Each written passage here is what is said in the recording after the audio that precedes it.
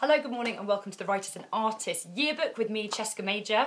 I am in the middle of writing my second novel and I'm writing with you this week. Last week we looked very briefly at looking at the emotional arc, the journey that our character went on, and I thought that I should give you some kind of examples of what I meant by that this week. So, I think it's easy to think of something big, something massively emotional that your character can struggle against. So, a terrifying illness or a terrible impact of something horrible like a car crash. But actually, I think today what I wanted to talk about is the small ways in which you can really create those changes in your character without, of course, throwing something dramatic and ridiculous at them. So, for instance, you know, the family dynamic, that's always a really good one to plunder.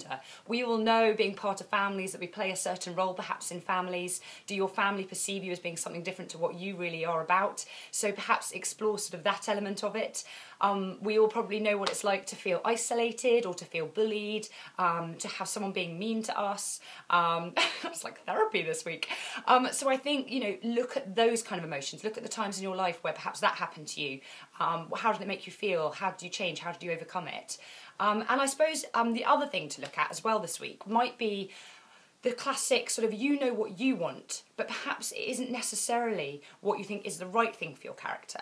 And that's a really good way of creating some kind of conflict. So, you know, you can set your character off with this desired outcome, and of course what you're trying to demonstrate to the reader, it isn't the right outcome for them, and gradually and slowly you reveal that true outcome, the true right.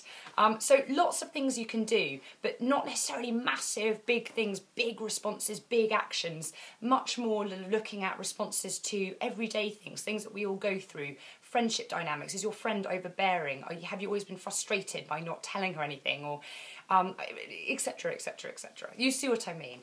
So look at the small, look at the relationships, look at the friendships, look at why people act in the way that they act and how their insecurities have an impact on other characters as well. So lots of luck, get deep, and I'll see you next week.